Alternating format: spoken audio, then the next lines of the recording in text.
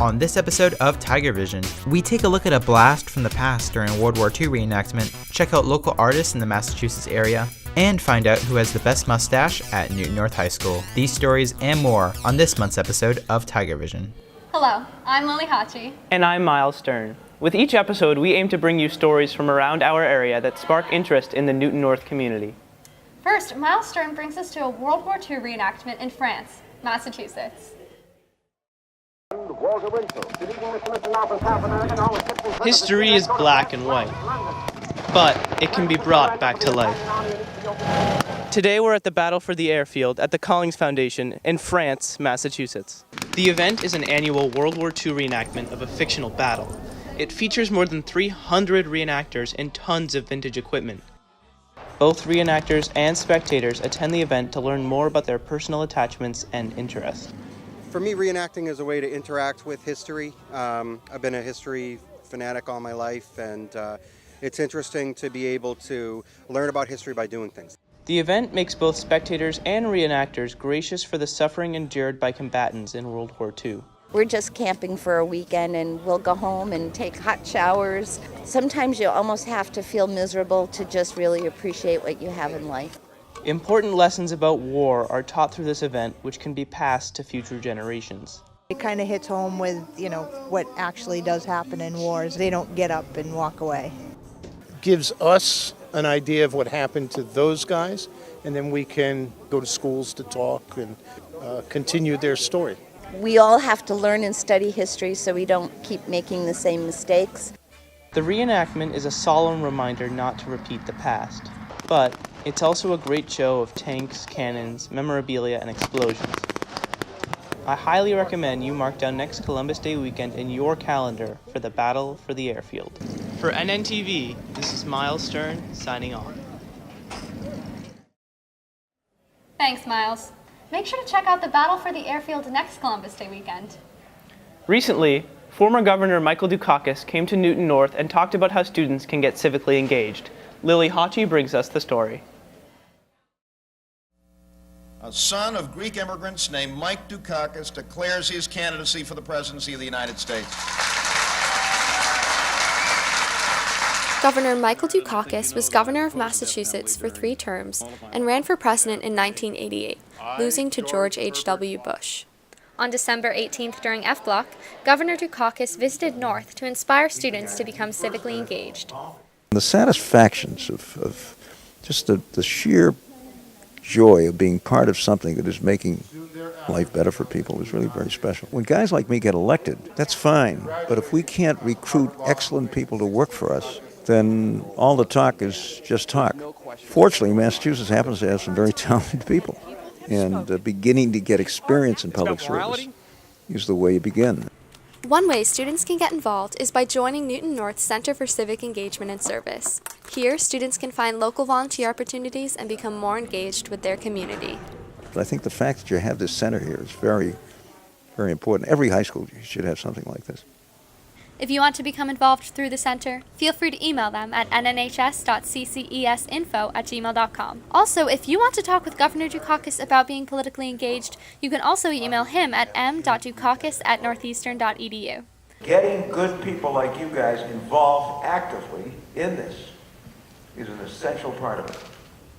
For Newton North TV, this is Lily Hachi, signing off.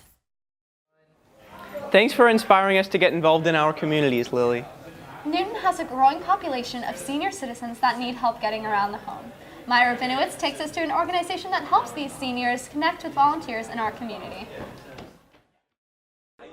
It takes a village to raise a child. And to enrich a community, volunteers met at the Israeli-American Council offices to meet Chen Levari, the organizer of a volunteering event.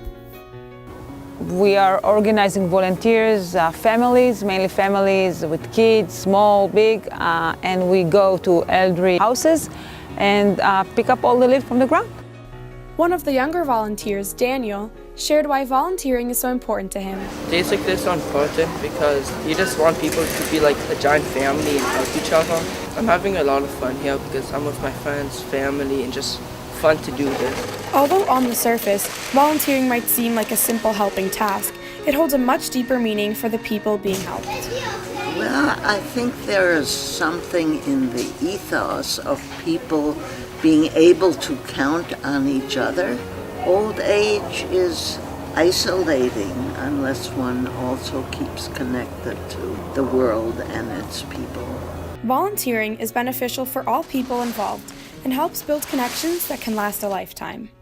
I have 4 kids, and I truly believe that if you give to the world and the community, you get back and you feel so good. The community is just a giant family, and it's nice to participate in it. Newton at Home is something to look forward to, both in terms of doing what volunteering one can and in terms of staying connected to people who still value being vibrant and having some ideology. So go find out what volunteering events you can help out at in your community. For NNTV, this is reporter Myra Binowitz signing off.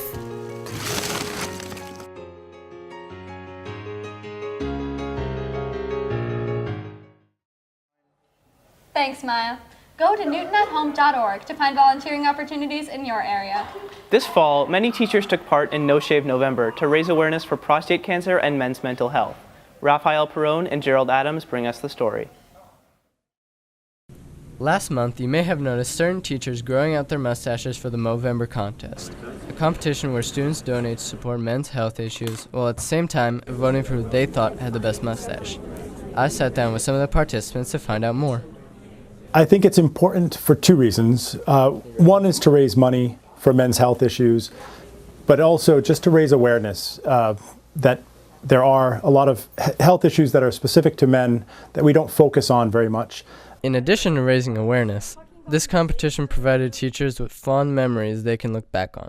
I think just enjoying having people come up to me and say, "Nice mustache," or even just come up and cringe and not want to talk to me. There were definitely moments where students were struggling with it when I first started to grow it, and it was hard for them to take me seriously, but I actually kind of thought that was funny. On December 2nd, the winner was announced in the library.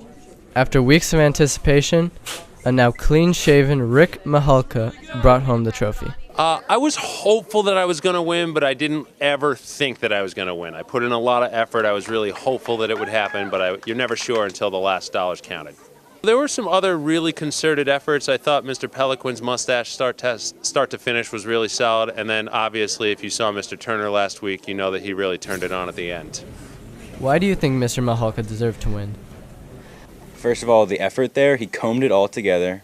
Very clean cuts, you know? It's also very similar to his eyebrows, so it completes the whole face. Although Mr. Mahalka's mustache is gone, we can all look forward to its return next November. For NNTV, this is Raphael Perone, signing off. Thanks, Raph and Gerald. Many people don't know that there are a lot of things you can do with an art degree. Rowena Poole introduces us to a few local artists to see what they're doing with their degrees. As high schoolers, we see art expressed every day through murals on the wall or on the street.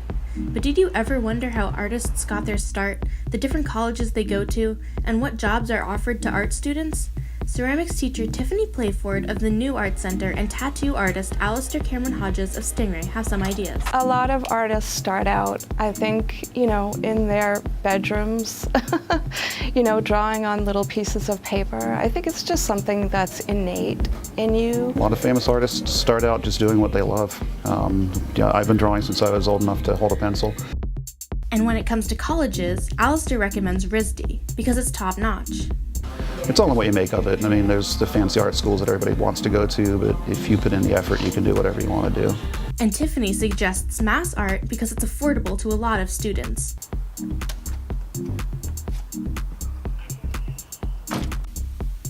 But after getting their degree, where do art students go after college? It depends on the student.